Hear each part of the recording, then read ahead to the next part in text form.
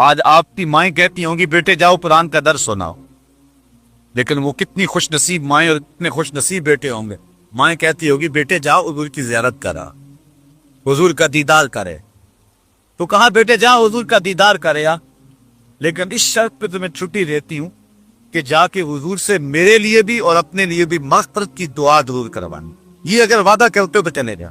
حضرت حذیفہ بن یمان نے وعدہ کر دیا، آگے حضور کی خدمت میں مغرب کی نماز کا وقت تھا، حضور نے نماز پڑھائی، سلام کیا، آریو کی عرض کروں، لیکن حضور تشریف فرما رہا نہیں اٹھے، کہتے میں بھی بیٹھا رہا، عشاء کی نماز کا وقت آ گیا، نماز عشاء پڑھائی، حضور تشریف فرما رہا، تھوڑی دیر کے بعد حضور پھر جلدی اپنے کاشانہ نور کی طرف جانے گئے۔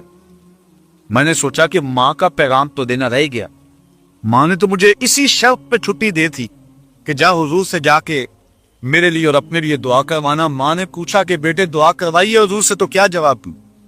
میں نے ماں کی خدمت کو بھی چھوڑا اور آیا اور دعا بھی نہیں کروائی۔ کہتے میں جلدی حضور کے پیچھے چلا، جب میں حضور کے پیچھے چلا تو حضور حجرے کے قریب پہنچ کے پلٹ کے دیکھا، کہا کون ہے؟ حذیفہ۔ میں نے عرض کی ہاں حضور حذیفہ ہوں۔ کہا ماں حاجہ، تو کہا غفر اللہ لک ولأمک، میں کہا اللہ تجھے اور تیری ماں کو بخشے، کیا کام ہے میرے ساتھ؟ اللہ تجھے بخشے، تیری ماں کو بخشے، کیا کام ہے میرے ساتھ؟ اب حضرت حذیفہ کہتے میں جواب کیا دیتا، جو کام تھا وہ تو پہلے ہی ہو گیا۔ اللہ کہتے ہیں محبوب یہ حجروں کے باہر کھڑے ہو کے آوازیں دیتے ہیں کہ ہم آگے ہماری بات سنیے، محبوب یہ اگر صبر کر کے کھڑے ہوتے تو خود ہی آ جاتا، حتی تخرج الیہم، تو خود ہی تشریف لے آگا۔ اللہ اکبر، بندہ بک نہ جائے آقا پہ تو وہ بندہ کیا، یہ کیسے ہو سکتا ہے؟ میں ایک سادی سی مثال دیا کرتا ہوں، بیرون ملک گئے ہو نا بیٹے، تو آج ماں کو رات نیند نہیں آ رہی، آنگن میں ویڑے نے کبھی دائیں جاتی ہے کبھی بائیں جاتی ہے، پوچھا ماں کیا ماجرا ہے؟ کہا فلاں بیٹے کی طرف سے میرا دل بے چین، اور صبح واقعی فون آیا کہ اس کا ایکسیڈنٹ ہو گیا، وہ سخت چوٹ ہونا۔ تو ماں سمندر پار بیٹھے ہوئے بیٹے کے درد کو محسوس کرتی ہے۔ یہ رشتہ ماں کا ہے تو نبی کا رشتہ تو ہے ہی بڑا دورا۔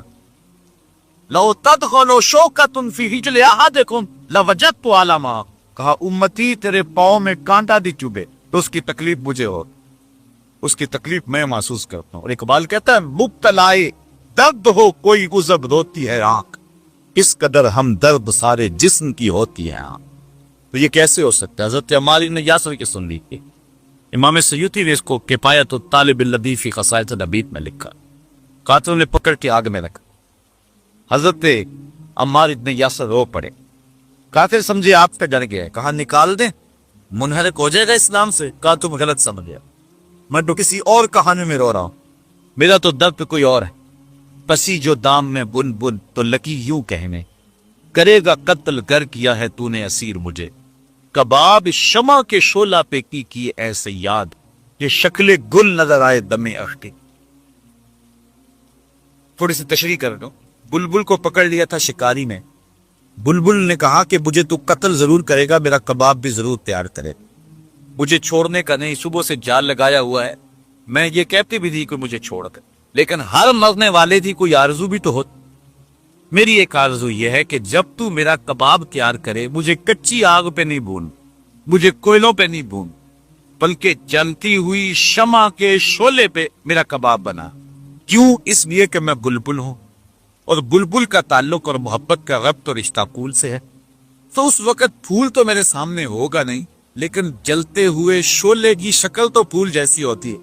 میری آرزو یہ ہے جب کباب بن رہا ہو یار سامنے ہو، پھنسی جو دام میں بلبل تو لگی یوں کہنے، کرے گا قتل گر کیا ہے تو نے اسیر مجھے، کباب شمع کے شعلہ پہ کیجیے ایسے یاد کہ شکل گل نظر آئے دم اخیر مجھے۔ حضرت عمار بن یاسر نے کہا میں آگ سے ڈر کے نہیں رو رہا، میں تو اس لیے رو رہا ہوں کہ شکل گل نظر آئے دم اخیر مجھے، میری آرزو ہے کاش اس لمحے حضور کی زیارت نصیب ہو جائے، میں تو اس لیے رو رہا ہوں۔ بندہ مٹ نہ جائے آقا پہ تو وہ بندہ بے خبر ہو جو غلاموں سے وہ آقا کیا ہے۔ ادھر یہ تڑپ پیدا ہوئی، ادھر حضور تشریف لے آئے، کاکوں نے پکڑ کے آگ میں ڈال دیا، حضور آگے بڑھ کے ان کے سر پہ ہاتھ رکھ دیا، اور لفظ نے حدیث کے حضور نے کہا یا نارو کونی بردم و سلامن علی عمار بن یاسر کما کنت علی ابراہیم، اے آگ میرے عمار پر ایسے ٹھنڈی ہو جا جس طرح حضرت ابراہیم پہ ٹھنڈی ہے۔ تو آگ نے حضرت عمار ابن یاسر کا ایک بال بھی نہیں جلایا اور وہ بعد میں شہید ہوئے. تو یہ ہے حضور کا امت کے ساتھ ربط. تو کہا اگر وہ سب کرتے تو محبوب تو خود ہی آ جاتا. لکانا خیر اللہم، تو یہ ان کے لیے بہتر تھا. واللہ غفور الرحیم، اور اللہ بخشنے والا رحم کرنے والا. کیونکہ یہ آداب جانتے نہیں تھے، نئے نئے لوگ آئے، اللہ نے معاف کر. تو کہا میرے محبوب کے دروازے کے باہر کھڑے ہو کر کے تو میرے محبوب کو آواز تھا. اور صحابہ کا پھر مزاج تھا کہ حضور کی دہلیز پہ کھڑے ہو کر کے دستک نہیں دیتے. اگر حالات انتہائی ایمرجنسی ہوتے تو پھر وہ دستک دے لیتے، لیکن اس کا ایک طریقہ جس کو امام بخاری نے بیان کیا، کانت تکرہ ابواب النبی بالاظافر. پھر صحابہ اپنی انگلیوں کے پوروں کے ساتھ حضور کی دہلیز پہ دستک دیا کر. انگلیوں کے پوروں کے ساتھ دستک دینے کا مطلب کیا؟ اس کی تشریح ملا علی قاری کرتے ہیں.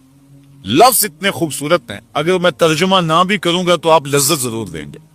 بعض لفظ اتنے خوبصورت ہوتے ہیں نا کہ انسان جھوم اٹھتا ہے. اقبال کے دیکھیے، نوجوانہ چوزنا مشغول تن از حیا بیگانہ پیرانے کون، ساختہ پرداختہ دل باختہ ابروآں مثل دو تیغے آختہ. اب لفظ اتنے خوبصورت ہیں. اب دیکھیے ملا علی قاری لکھتے ہیں اس کی تشریح کے اندر، حضرات صحابہ حضور کے دروازے کو جو دستک نہیں دیتے تھے انگلیوں سے اور پوروں سے دستک دیتے تھے، اس کا کیا مطلب؟ کہتے ہیں اے ضربن خفیفن و دکن لطیفن تعظیمن و تکریمن و تشریفن. یہ سب کچھ حضور کی عزت افزائی کے لیے. ساغر صدیقی نے کہا تھا میں نے پلکوں سے درے یار پہ دستک دی، میں وہ سائل ہوں جسے کوئی صدا یاد ہے. یہ اس کا تخیل ہے، اس کا تصور ہے. اس نے عملاً در حبیب پہ یوں دستک دی نہیں ہوگی، صحابہ نے دے کے بھی دکھا. یہ ہے حضور کے آداب کی رعایت جس کو ملحوظ رکھنے کا ہمیں حکم دیا گیا. بلکہ اللہ فرمایا اے ایمان والو، میرے نبی سے جب سرگوشی کرنا چاہو تو یوں ہی نہ آ جاؤ، پہلے گھر جاؤ، صدقہ لو، فقیر ڈھونڈو، خیرات کرو، پھر میرے نبی کی چوکھٹ پہ آؤ، تمہیں پتہ چلے کتنی اونچی بارگاہ میں آ.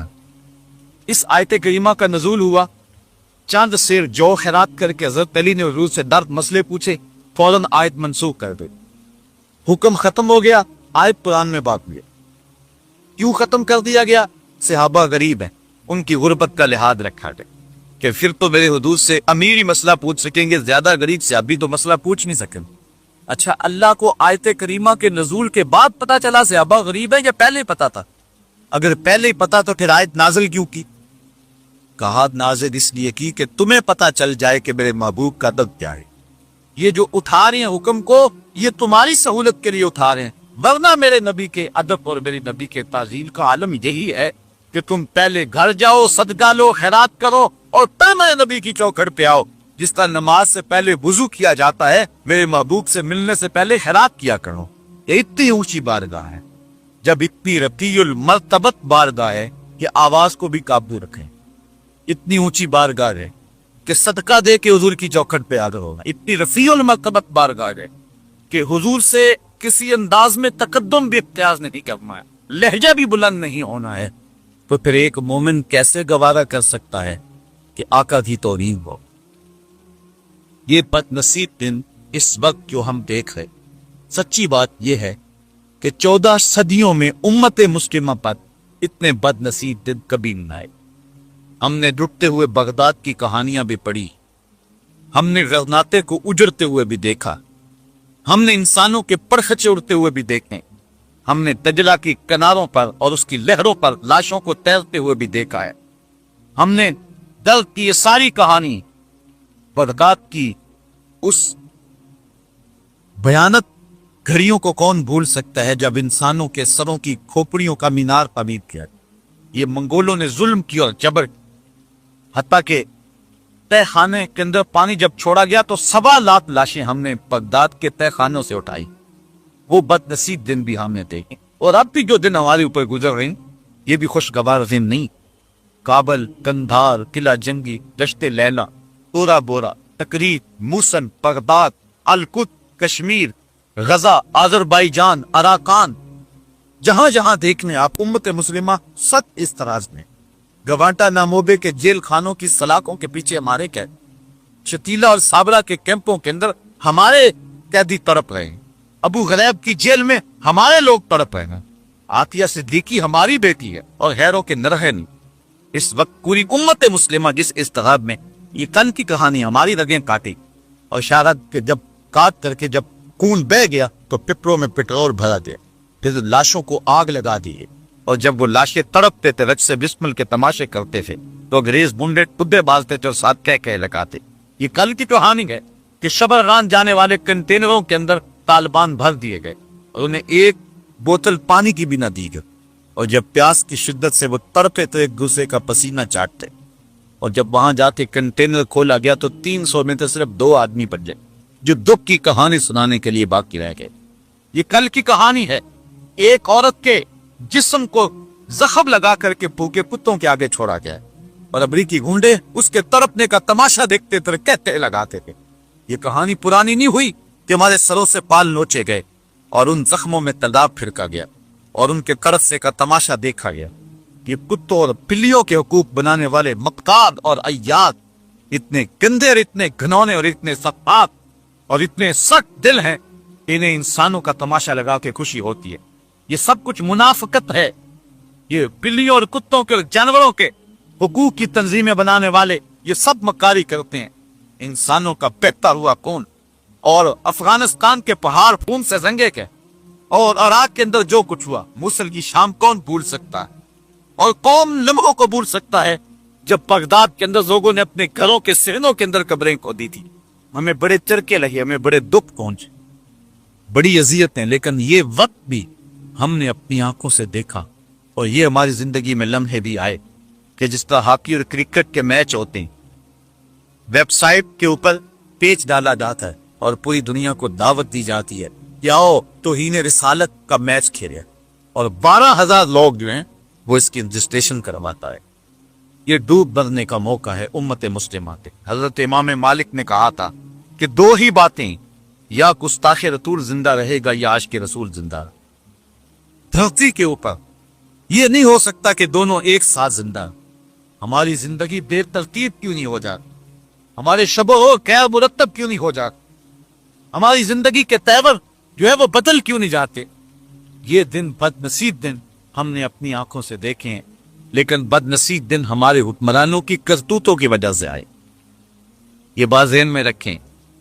ہم نے اسلام اور مسلمانوں کے اوپر انتہائی کمزور ایام بھی دیکھ، بالخصوص جب سلطنت عثمانیہ ٹوٹ رہی تھی، جب مسٹر ہیمفر اور لارڈس آف عربیہ کے جاسوس عرب ممالک میں جو ہے وہ امت مسلمہ کو توڑنے کی اور سلطنت عثمانیہ کے ٹکڑے ٹکڑے چلنے کی سازش کر رہے تھے، تو یہ انتہائی کمزور ترین دن تھے۔ ادھر ہمارے حکمران عیاشیوں میں لگے ہوئے، انہی دنوں کا مرثیہ پڑا ہے۔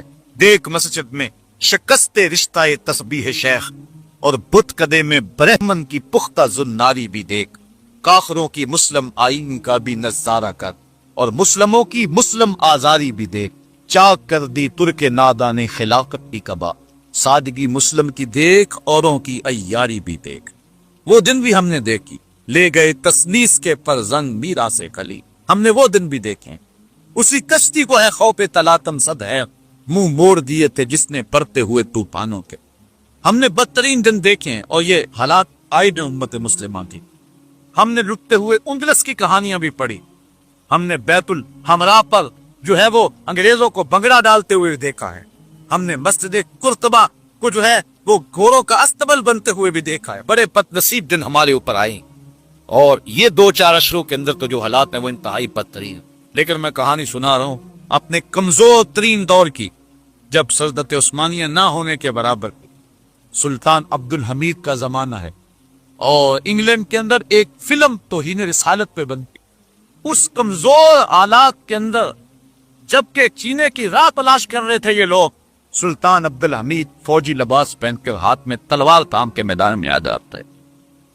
اتنے بد نصیب دن تھے، اس وقت ہم اتنی طاقت نہیں تھے، لیکن آج 56-57 اسلامی ممالک، اور جو اس وقت حال ہو رہا ہے اس سے پہلے کوئی مثالی 56-57 اسلامی ملکوں نے ڈھپ کا ایک زوردار بیان بھی دیا حکمرانوں کی جانب۔ OIC ایک مردہ گھوڑے کا کردار ادا کر رہا ہے۔ شاید ہمارے حکمران سمجھتے ہیں، میں نے کل بھی کسی موقع پہ کہا تھا کہ زرداری بیچارے کو تو ہم کیا کہیں، اس کی تو بات ہی چھوڑیں، لیکن یوسف رضا گیلانی کو تو کہہ سکتے ہیں۔ کل قیامت کے دن آمنہ کے لال نے پوچھ لیا، گیلانی میری توہین ہوتی تھی اور تیرے ہاتھ میں وزارت کا قلم دان تھا، تو ایک دھبکا بیان بھی نہ دے سکا، تو گنبد خضرا کے مکین کے سامنے کیا جواب دے گا؟ ماں فاطمہ نے پوچھ لیا، میرے بابا کی توہین ہوئی تھی اور تیری زندگی بے ترتیب نہیں ہوئی کی، تو کیا جواب دے گا؟ شاید ان لوگوں نے سمجھا ہے کہ واشنگٹن اور وائٹ ہاؤس کی دین ہے حکومت، لیکن حکمرانوں نے دھوکہ کھایا ہے۔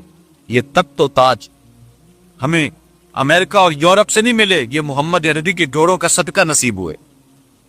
یہ پاکستان بالخصوص ہمیں خالی میں ڈال کر نہیں دیا، بھیک مانگنے سے ہم نہیں کیا۔ ہمارے بزرگوں نے قربانیاں دی ہیں، خون کی بہتی ہوئی دھاریں آج بھی گرم ہیں جس وطن کے لیے بہی کی۔ وہ لمحے بھول سکتے آپ جب ماں کی گود سے بچہ چھینا جاتا اور سکھ کر بات کی نوک پہ ڈراتا اور پھر پٹک کے فرش پہ مارتا، بچے کا پیٹ پھٹ جاتا، ماں رونے کی بجائے کہتی پاکستان کا مطلب کیا، لا الہ الا اللہ، قانون ریاست کیا ہوگا، محمد رسول۔ یہ پاکستان ہم نے خون دے کے دیا ہے، اپنے وطن چھوڑ کے پاکستان حاصل کیا ہے۔ دنیا کے اوپر نظریہ کی بنیاد پر مارز وجود میں آنے والا ملک ہے پاکستان۔ اس کا جغرافیہ بعد میں ہے، نظریہ پہلے۔ نظریہ کی بنیاد پہ یہ ملک مارز وجود میں آیا، اس کے لیے ہزاروں ماؤں نے اپنی ممتا بری گودیاں نچھاور کی، سب حلالی پرچم پہ قربانیاں پیش کی گئی۔ پاک سر زمین یوں ہی شاد باد نہیں ہوئی، بلکہ اس کے نیچے بہت سارے لوگوں کا خون ہے، کتنی عورتوں کا جو ہے وہ خون بہا، اور کتنوں نے اپنی آبرو سے ہاتھ کھوئے۔ اور یہ ملک ہمیں یوں ہی نہیں ملا، یہ سمجھتے ہیں کہ یہ واشنگٹن کی دین ہے، اور ایک دھبکا بیان دینا جو ہے وہ ان کے اندر ہمت نہیں ہے۔ یہ وطن حضور کے غلاموں کا وطن ہے اور محمد عربی صلی اللہ علیہ وسلم کی دین ہے، بلکہ پوری دنیا کے 56 اسلامی ممالک آقا کی عطا ہے۔ یہ مکے اور مدینے کا فیضان ہے، یہ واشنگٹن اور یورپ کا فیض نہیں ہے، یہ آمنہ کے لال کا فیض۔ حضرت عمر رضی اللہ تعالی عنہ گزر رہے ہیں ارض پہاما سے، ٹوٹ پھوٹ کے رونے لگے۔ کسی نے کہا عمر 22 لاکھ مربع میل کی حکمرانی اور اس چٹیل میدان میں کھڑے ہو کے رو رہے ہو، کیا ماجرا ہوا؟ کہا تمہیں نہیں پتا، مجھے ایک کہانی یاد آ گئی۔ کہا کیا ہوا؟ کہا میں اپنے باپ خطاب کے اونٹ چرایا کرتا، کسی میدان میں میرے باپ نے مجھے کہا ان 5 اونٹوں کو لائن میں کھڑا، میں آگے والا سیدھا کرتا تو پیچھے والا ٹیڑھا ہوتا، میں پیچھے والا سیدھا کرتا تو آگے والا ٹیڑھا ہوتا۔ میرے باپ خطاب نے مجھے بڑا مارا، کہا ایک عرب کے بیٹے ہو کر کے 5 اونٹ بھی لائن میں کھڑے نہیں کر سکتے ہو؟ تو اسی چٹیل میدان میں مجھے باپ سے مار پڑی، اور آج 22 لاکھ مربع میل کی حکمرانی ہے، شرط سے لے کر غرب تک سارے لوگ ایک لائن میں کھڑے ہیں۔ یہ محمد عربی کے جوڑوں کا صدقہ نہیں ہے تو اور کیا ہے؟ میں تو 5 اونٹ بھی لائن میں کھڑے نہیں کر سکتا تھا، اور آج شرط سے غرب تک ساری دنیا ایک لائن میں کھڑی ہے، یہ آقا کے نالین کا صدقہ نہیں ہے تو اور کیا؟ تو امت مسلمہ کو جو حکمرانی ملی ہے یہ حضور کے نالین کا صدقہ میں۔ اور میں ان کو بھی کہنا چاہتا ہوں جو مرزائیوں کے بھائی بنتے پھرتے ہیں، شرم کرو، حیا کرو، بے غیرت نہ بنو۔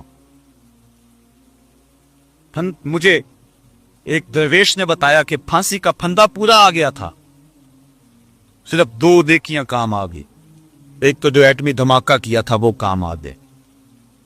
آج بھول گیا ہے اس کہانی کو، اس وقت پھندا بالکل پورا آ گیا تھا۔ یہ مدینے نے بچایا ہے یا مکے نے بچایا ہے؟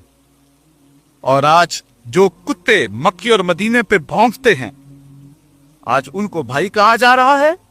یہ 4 دن کا تخت و تاج ہے، 4 دن کی کہانی ہے۔ ہم اگر زرداری کو کہتے ہیں اور دوسری طرف گیلانی کو کہتے ہیں کہ اپنا قبلہ درست کرے، ہم میاں نواز شریف کو بھی کہتے ہیں اپنا قبلہ ٹھیک کر دے، اللہ سے توبہ کرے، ورنہ اللہ کا کیا پڑے گا، اس کا غضب پڑے گا۔ قوم نے تیرے سے توقع وابستہ کی ہے، لیکن قوم توقع وابستہ کر سکتی ہے، لیکن حضور علیہ السلام کے نام سے قوم غداری نہیں کر سکتی۔ تم نے سمجھا کہ جو مرضی کہہ لے قوم صحیح ہوئی ہے؟ ہمارے پاس اس وقت ملک میں بھی لیڈر کوئی نہیں، ہم سمجھتے ہیں ہمیں مجبوراً جو ہے بہت سارے لوگوں کا چکاؤ تیری جانب ہو گیا، اور تو بھول گیا کہ شاید جو ہے میں کتنا بڑا لیڈر تو کوئی نہیں ہے۔ قوم کی مجبوری ہے کہ لوگ چھوٹی برائی کو قبول کرنے کے لیے تیار ہو جاتی۔ قوم کی توقع پہ پورا اترنے کی کوشش کر، اور یہ جو غضب کیا اور ظلم کیا مرزائیوں کو وہ بھائی کہا، مرزائی ختم نبوت کے باغی ہیں، رسول اللہ کے دشمن ہیں۔ مرزا قادیانی نے کہا ہے کہ جو مجھے نبی نہیں مانتا وہ کنجریوں کی اولاد ہے۔ جو بدبخت یہ جملے کہیں تو اس کو بھائی کہنے والا ہمارا کیا لگتا ہے؟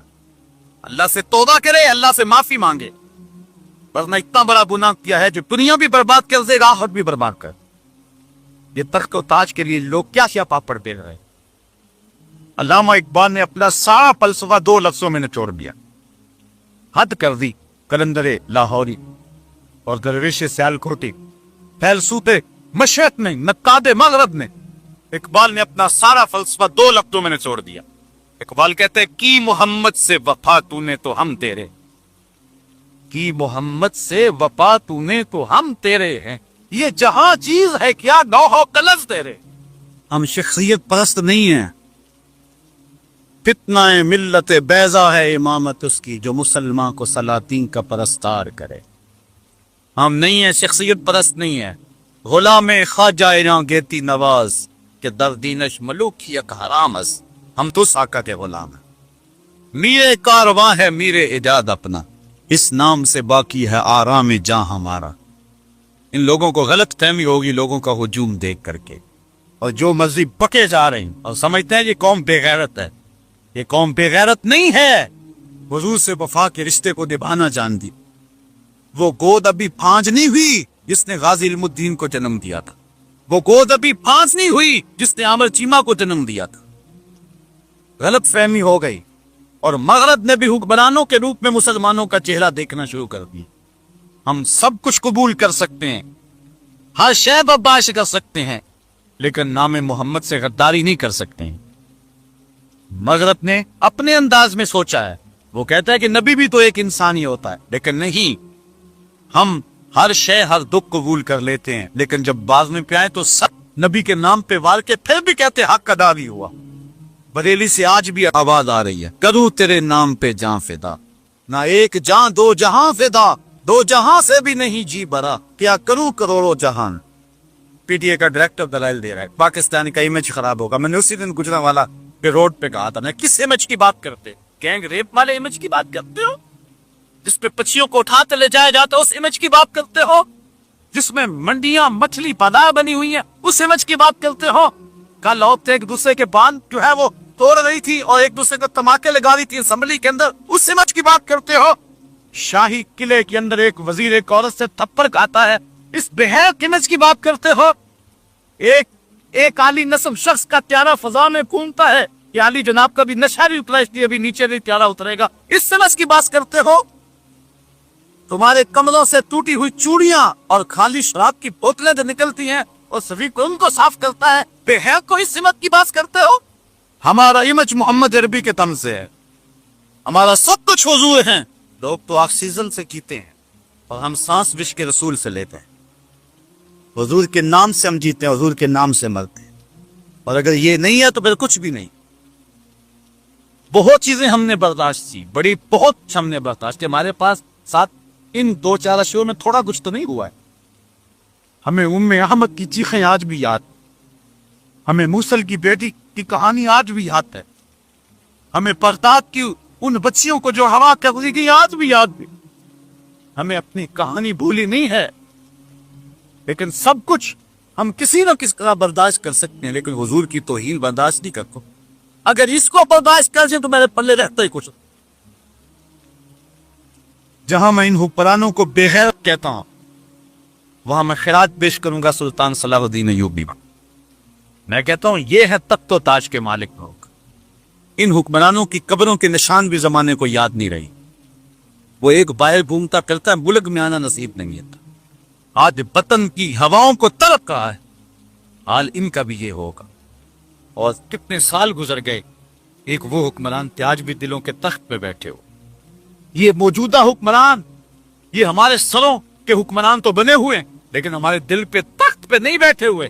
ہمارے دل کے تخت پہ بیٹھا ہے تو سلطان صلاح الدین ایوبی بیٹھا ہوا، ہمارے دل کے تخت پہ بیٹھا ہے تو نور الدین جنگی بیٹھا ہے، حضرت عمر بن عبدالعزیز بیٹھے ہیں، محمد بن قاسم بیٹھا ہوا۔ یہ ہے حضور سے وفا کرنے والے لوگ۔ سلطان ایوبی کی کہانی کتنی دل آویز ہے، کتنی جرأت آمیز ہے، اور کتنی غیرت والی کہانی ہے۔ انگلستان کے شہزادوں نے रेजिनाल्ड ने मुसलमानों के काफिले को रोक लिया और रोक करके उनका सामान लूटा और हाजियों को उस काफिले को कहा कि बुलाओ अपने नबी को जो तुम्हारी जान छुड़ाए। दरीदा दाहनी की। जब सुल्तान अयूबी तक खबर पहुंची तो मैंने कुतुब में पढ़ा कि उसकी आंखों से शरारे निकलते थे, वो गुस्से से दांत पीसता था, उसकी रगें फूल गईं और उसने 3 मरतबा कसम खाई कि उतनी देर तक चैन की नींद नहीं सोऊंगा जब तक उस जालिम को अपने हाथों से कत्ल नहीं कर ले। और फिर पढ़े तारीख सुल्तान अयूबी की, आज यूं ही उसके लिए दिल नहीं तड़पते। सुल्तान अयूबी के 3.25 साल तक मुसलसल चारपाई पे अपनी करवट नहीं लगाई। ऐशो इशरत करने वाले हुक्मरान सुने, ये थे हुक्मरान, ये थे तख्त और ताज के मालिक। 3.25 साल तक उसने चारपाई पे अपनी करवट नहीं लगाई। जब नींद तंग करती थी खेमे की चोप से टेक लगा के आंखों की आग निकाल लेता। वो जो खेमे के अंदर लकड़ी गड़ी हुई तो उसके साथ टेक लगा लेता, आंखों की आग निकली थर्महाज पे। उसने वो बारूद वाली हांडियां तैयार की, बहुत कुछ किया उसने दिन रात। वापस आता है तो नक्शे बनाता है, जाता है मैं हाथ पे डट जाता। 3 साल के बाद अल्लाह ने उसकी मुराद पूरी। इंग्लिस्तान के शहजादे लाइन में खड़े गिरफ्तार हो गए। बादशाह ने शाह गामा के लिए कुर्सी पेश की। नाइट्स को पानी का आप खोरा कहा, जिसे हम कुर्सी देते हैं अमान देते हैं, जिसे आप खोरा देते हैं पानी को से अमान देते हैं। हम सफारती आदाब जानते हैं, बादशाहों को कत्ल नहीं किया जाएगा, तुम्हें आजाद करते हैं। लेकिन जब रेजिनाल्ड पे नजर पड़ी तो सुल्तान सलाहुद्दीन अयूबी आपे से बाहर हो गया। वो गुस्से से दांत पीसता हुआ आगे बढ़ा और उसको गिरेबान से पकड़ के पटक के जमीन पे मारा और छाती पर बैठ के उसके बदन की पोटियां करते हुए कहा, ओ कुत्ते, तूने कहा था बुलाओ अपने नबी मोहम्मद को, मोहम्मद अरबी ने अपना नौकर भेज दिया। मोहम्मद अरबी ने अपना नौकर भेज दिया है जो तेरी खबर देगा। और उसकी टिक्का बोटी करके रख दी। सुल्तान नूरुद्दीन जंगी की कहानी भी आपने सुनी हो। हुजूर ख्वाब में मिले, कहा नूरुद्दीन 2 कुत्ते मुझको तंग कर रहे हैं। सुल्तान उसी वक्त उठा, लब्बैक या रसूल अल्लाह कहते हुए हुजूर के शहर नूर की तरफ चल पड़ा। 18-19 दिन के बाद वहां पहुंचता है। 40 लोगों को अपने हमरा लिए पीछे से खजाने और लोग जमा, कहा कि तुम मेरे पीछे आ जाओ। मदीने में कोई गैर मामूली वाकया हो, फिर सारे मदीने को बुलाया हो, उनको खाना खिलाया, लेकिन जो 2 शख्स दिखाए गए थे वो नजर नहीं आए। कहा कोई रह तो नहीं गया? कहा 2 सूफी दरवेश आदमी अल्लाह अल्लाह करते हैं, दिन को रोजा रखते, वो नहीं आए। कहा बुलाओ। बुलाया गया तो बादशाह ने पहचान लिया, ये तो वही। कहा इधर क्या लेने आए हो? कहा अल्लाह अल्लाह करते। कहा चलो। उनके हुजरे में चला गया, देखा तो कालीन बिछा हुआ है, कोई आसार नहीं है। कालीन उठाया, नीचे पट्टा पड़ा हो, उठाया तो नीचे से सुरंग थी। वो हुजूर के जस्ते अतहर को निकालने की साजिश कर पाई। सारा दिन मिट्टी निकालते, रात को बकी के कब्रिस्तान में फेंका। और रिवायात में आता हजरत उमर रज़ी अल्लाह तआला अन्हु के पांव का अंगूठा बाहर आ गया, हुजूर नूरुद्दीन को मिले और उन्हें एक झटका लगा और ये डर के भाग आए। तो सुल्तान नूरुद्दीन जंगी ने हुजूर के रोजा के चारों तरफ सीसा पिघला के जहां तक पानी है वहां तक डलवा दिया और फिर उनको कत्ल करवाया और उनके टुकड़े करवाए। और फिर उसके बाद जो आगे लफ्ज है वो जज्बाती कर लेने वाले हैं। सुल्तान फिर मदीने की गलियों में रोता फिरता था, उस वक्त रोता कहता था, हुजूर ये मेरी नौकरी, करोड़ों इंसान बसते हैं, आपका शुक्रिया कि ये नौकरी आपने मुझे अता की, ये नौकरी आपने मुझे अता की है। साहब वो हर एक का मकसूम नहीं होता, हर एक का मकसूम नहीं है, ये किस्मत वालों को इजाजत मिलता है। जब राजपाल ने रंगीला रसूल लिखी थी तो लाहौर में बड़े लोग थे और बड़ों की आरज़ुएं भी थी, बड़ों ने हमले भी किए। खुद गाजी इल्मुद्दीन का दोस्त अब्दुल रशीद उसके साथ 3 मरतबा टास भी हुई। वो कहता था मैं मारूंगा, गाजी इल्मुद्दीन कहता नहीं उस कुत्ते को मैं मारू। 3 मरतबा जो है वो कुर्रा फाल गाजी इल्मुद्दीन के नाम निकला और फिर वो छुरी लेकर के गया और ये उसका मुकद्दर कि उसने राजपाल को कत्ल किया। उस दौर के अंदर जो मीडिया का दौर नहीं था, उस शख्स का जब जनाजा उठा तो 6 लाख लोग जनाजे में शामिल। अमीर मिल्लत पीर सैयद जमात अली शाह रहमतुल्लाह तआला अलैह एक तारीख साज जुमला कहा। आपने फरमाया लोगों, मैंने बड़े बड़े बादशाहों की कहानियां पढ़ी हैं, लेकिन मेरे दिल में कभी ये आरज़ू नहीं जागी कि फलां बादशाह मैं होता। मैंने बड़े बड़े शहनशाहों के किस्से पढ़े, बड़े बड़े पहलवानों के तज़किरे सुने, मेरे दिल में ये जज्बा नहीं जागा फलां पहलवान मैं होता। फिर कहा हाँ हाँ, मैंने बड़े बड़े वलियों का तज़किरा पढ़ा है, मेरे दिल में ये उमंग भी नहीं जागी कि फलां वली भी मैं होता। لیکن جب غازی علم الدین کا جنازہ لوگوں کے کندھوں میانی صاحب قبرستان کی طرف بڑھ رہا تھا، میرے دل میں یہ جذبہ انگڑائیاں لے رہا تھا، کاش آج اس چارپائی پہ میں ہوتا۔ میں نے خود ان آنکھوں کے ساتھ غازی عامر چیمہ کی قبر کی پائنتی کی جانب ایک سید زادے کو روتے ہوئے دیکھا، جو رو رو کے کہہ رہا تھا، ربا میں یہ نہیں کہندا مینوں عامر چیمہ بنا دے، میں تے یہ کہنا دے قدماں دی خاک ہی بنا دے۔ یہ بلند نصیب ہے جس کو ملے، یہ ہم نے آرزو کرنی ہے، یہ ہم نے تمنا کرنی ہے۔ آج لبیک یا رسول اللہ ایک رسم کے طور پہ نہیں، میں تو اب اپنی دعاؤں میں مرکزی دعا یہی رکھی ہوئی ہے کہ بڑی تقریریں کروں گے، کہیں یا اللہ خالی لفظ ہی نہ رہ جائے۔ ایک سال آیا تھا 2007 کا، میں نے 1200 دروس قرآن ایک سال میں دیے، اللہ نے بڑی توفیق دی ہے۔ اور یہ نہیں ہے کہ سننے والے نہیں ملتے، یہاں ہر ماہ اتنے لوگ جمع ہوتی، ڈسکے میں چلے جائیں، سیالکوٹ میں چلے جائیں، لاہور میں چلے جائیں، جس شہر میں جائیں ہزاروں لوگ، تقریر کی کمی نہیں، سننے والوں کی کمی نہیں، محبتوں کی فراوانی ہے، لیکن ڈرتا ہوں کہیں لفظ ہی لفظ نہ رہ جائیں۔ مالک کمزور ہوں، اتنی طاقت تو نہیں، اندر بزدلیاں اور کمزوریاں تو ہیں، لیکن اللہ اس کمزور کو یہ طاقت دے کہ کسی گستاخ کا کلیجہ چیر کے رکھ دے، اتنی قوت دے۔ یہ آرزو کر کے آپ نے بھی آج اٹھنا ہے، اور اس عزم کے ساتھ اٹھنا ہے، ہو سکتا ہے مقدر جاگ پڑے۔ وہ دیکھو عامر چیمہ کو قتل کرنا تھوڑے گیا تھا، وہ تو ٹیکسٹائل کی ڈگری لینے گیا تھا، لیکن واپسی پر جو ڈگری وہ لے کر آیا، ہزاروں ڈگریوں سے ایک ڈگری پہ قربان۔ یہ مقدر کی کہانی ہوتی ہے، کسی کو عمر گزر جاتی ہے، کسی کو راستے میں چلتے چلتے سودا مل جاتا ہے۔ یہ ایک قسمت کی کہانی ہے۔ آرزو تو پیدا کریں دل میں، تمنا تو کریں دل میں، اور یہ آرزو اور خواہش رکھیں کہ ہم گستاخان رسول کے کلیجے کو چیر کے رکھ دیں، ان کے ٹکڑے ٹکڑے کر کے رکھ دیں۔ آقا آپ کی ناموس پہ جو بھونکے گا، آپ کی جو توہین کرے گا، ہم اس کے ٹکڑے کر کے رکھ دیں گے۔ ہزارہ کمزوریوں اور کوتاہیوں کے باوجود ہم بے غیرت نہیں ہیں، نام محمد پہ سب کچھ قربان کرنے کے لیے تیار، اور سب کچھ قربان کرنے کے باوجود بھی حق ادا نہیں ہو پاتا ہے۔ وہ اتنی اونچی ذات ہے۔ اصل یہ ہمارا امتحان ہے۔ میں نے ان دنوں کے اندر بھی 2008 میں بھی کہا تھا، یہ ہمارا امتحان ہے، ورنہ اللہ تعالیٰ جل شانہ مچھروں سے نہیں نمرود کا فخر توڑ لیتا، وہ ابابیلوں سے بھی ہاتھی بنوا لیتا ہے۔ محبوب علیہ السلام کی توہین کو کر کے تو دیکھے، لیکن یہ ہمارا امتحان ہے، ہمیں اللہ دیکھنا چاہتا ہے، ہماری آزمائش ہے، اور ہم نے دیکھنا ہے کہ ہم اس آزمائش میں پورے نکلتے ہیں کہ نہیں۔ سب سے اولین ذمہ داری ہمارے حکمرانوں کی تھی، چونکہ قوت حاکمہ کے وہ مالک ہیں، لیکن وہ تو بے غیرتی کی چادر اوڑھ کے سوئے ہوئے اور خواب خرگوش میں ہیں، جو مرضی ہوتا رہے، جو ہے وہ کوئی توقع نہیں ہے ان سے کہ وہ اٹھ کھڑے ہوں۔ یہ تو شور اسرافیل سے جاگیں گے، اس سے قبل تو جاگنے کے نہیں۔ دوسری ذمہ داری ان ممالک میں رہنے والے مسلمانوں کہ وہ ان کے گروبانوں سے پکڑے اور ان کو کھینچ کر کے ان کو جو ہے ان کے ٹکڑے ٹکڑے کرے، کیونکہ اس کے اندر کوئی دوسری رائے نہیں ہے کہ گستاخ رسول کی سزا قتل ہے۔ یہ واضح میں رکھے، یہ پہلی مرتبہ ایسا ہوا ہے کہ مختلف چینل کے اوپر آ کے لوگوں نے اس پہ بحث کی ہے۔ کسی نے کہا کہ اگر راجپال کا سامنا میرے سے ہوتا تو میں اس کو دلائل سے قائل کرتا۔ ایک بولتا ہے کہ اس طرح تو تم اپنی معیشت تباہ کر بیٹھو گے۔ کئی کہانیاں تراشنے میں ملتی ہیں، کوئی کچھ بول رہا ہے، کوئی کچھ بول رہا ہے۔ یہ پہلی مرتبہ ایسا ہوا ہے، ورنہ امت کے اندر کوئی دوسری رائے نہیں ہے۔ چاروں ائمہ متفق ہیں، سارے لوگ اس میں متفق ہیں کہ حضور علیہ السلام کے گستاخ کو قتل کیا جائے۔ قاضی ابو یوسف نے کتاب الخراج میں اس فتوے کو لکھا، ایما رجل شتم النبی او آبہ او تنکسہ وهو کافر باللہ وبانت منہ امرأتہ وان تاب لم یستتب۔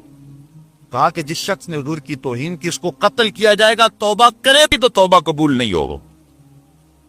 اور توہین کیا ہے؟ فتاوی عالمگیریہ اٹھائیے، اس کو فتاوی ہندیہ بھی کہتے ہیں۔ 5 علماء ہند کے فتوے پہ دستخط ہیں۔ کسی نے اگر حضور کی توہین کرتے ہوئے کہا کسرا گفت کے جامع پیغمبر ریم ناک بود، کسی نے کہا حضور کا لباس میلا کو چیلا تھا، 5 علماء نے کہا اس کی گردن اتار دو، اس نے حضور کے لباس کو میلا کہا۔ اعظم چشتی کہتا یار مو میلی اکھ نہ ویکھی متا مرسیں کافر ہو کے۔ اتنی حساس اور اتنی نازک بارگاہ تو گستاخ رسول کی سزا قتل ہی ہے۔ اتنی دیر تک ہم سرخرو نہیں ہو سکتے جتنی دیر تک گستاخ رسول کو کیپری کردار تک نہیں پہنچا لیتے۔ تیسری ذمہ داری ہماری ہے کہ ہم کوشش کریں، اس کے لیے منصوبہ بندی کریں۔ یہ احتجاج، یہ جلوس اور یہ جو کچھ ہو رہا ہے، یہ جذبوں کو بیدار کرنے کے لیے، یہ بازن میں رکھیں۔ اس سے مرد کو کیا نقصان ہوگا؟ اگر ہم روتے ہیں، تڑپتے ہیں اور گرم سڑکوں پہ شدید گرمی میں چلتے ہیں تو مرد تو خوش ہوتا ہے، ہم نے چٹکی بھری اور دیکھو یہ کیسے تکلیف میں، لیکن ہم نے یہ سب کچھ اس لیے کرنا ہے کہ اپنی ان جذبوں کو بیدار رکھیں. اگر یہ بھی نہیں ہے تو پھر ہمارا ایمان تاپ ہو جاتا ہے. ان کو نقصان کیسے پہنچا سکتے ہیں؟ ہم ان کی مصنوعات کا بائیکاٹ کریں. جو اتنا نہیں کر سکتا کہ دو چیزیں پڑی ہوئی ہیں وہ تھوڑا سا تردد کریں کہ نہیں یہ نہیں مجھے یہ دے دو، تو وہ پھر کس طرح اس کے رسول کا دعویٰ کر سکتے؟ یہ لوگ زر پرست ہیں، پیسے کے بندے ہیں، اور پچھلی مرتبہ جب بائیکاٹ کیا تھا ہوش ٹھکانے آگے تھے، اس کا تسلسل رہتا تو واقعہ دوبارہ نہ ہوتا. تو ہم ان کی چیزیں، ان کی مصنوعات خریدتے ہیں. بالخطوط کتنی کمپنی ایسی ہیں جو اسرائیل کو پیسے دیتی ہیں، ان کو فنڈنگ کرتی، اور ہم ان کو جو ہے وہ سپورٹ کر رہے ہیں. تو ہم نے یہ کوشش کرنی ہے کہ مغرب کی مصنوعات کا پوری قوت کے ساتھ مقدور پر بائیکاٹ کریں. اور ایک آخری کام ہمارے کرنے والا یہ ہے، ویسے تو بہت سارے کام کرنے والے ہیں، کہ ہم نے مغرب کے کلچر کا بھی بائیکاٹ کرنا، ان کی تہذیب کا بھی بائیکاٹ کرنا، ان کے تمدن کا بھی بائیکاٹ کرنا.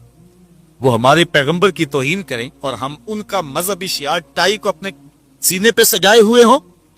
انسان ذرا سوچ تو صحیح، غلامی رسول کا لقب تجھے زیبا ہے، وہ تیرے رسول کی توہین کرے اور تو نصارہ کی سنت جو ہے اپنے چہرے اوپر بنائے ہوئے ہو، ان کا لباس ان کی وضاحت بنائے ہوئے ہو. محمد عربی سے وفا کا تعلق اور وفا کا تقاضا یہ ہے کہ سر سے لے کر پاؤں تک حضور کے رنگ میں رنگے جاؤ. محمد دی زیارت محمد دے رنگ وچ چو بنا میں مصطفیٰ خانم درود، از خجالت آبنی کردت وجود، عشق بھی گوئے کہ محکوم غیر، سینہ تو از بتا مانند تے، تانداری از محمد رنگ و بو، بر زبان خود میں آلہ نام ہو. اور میرے حضور فرماتے ہیں یاری لاتوں پاک نبی سنگ اے پر پوری یاری، پھر درود قبول ہے تیرا لکھ نہ لو ایک بار. اس رنگ میں لگے جاؤ. میرے استاد فرمایا کرتے تھے یہ نہ ہو کہ لوگ تمہیں پوچھیں تم کون ہوتے اور تم بتاؤ ہم مسلمان ہوتے. کہا نہیں، تمہاری وضاحت شکل و صورت ایسی ہونی چاہیے، تم دور سے آ رہے ہو، لوگ دور سے پہچان کے کہیں وہ دیکھو آقا کا غلام آ رہا. دور آنکھوں میں تو چہروں پہ اجالے ہوں گے، مصطفیٰ والوں کے انداز نرالے ہوں گے، دنیا میں بھی ان کے دم سے مقدر چمکا، محشر میں بھی ان کی رحمت کے حوالے ہوں. تو صاحب آئیے ہم جو ہے پوری قوت کے ساتھ اور پوری ہمت کے ساتھ اس سلسلے کے اندر کھڑے ہوں.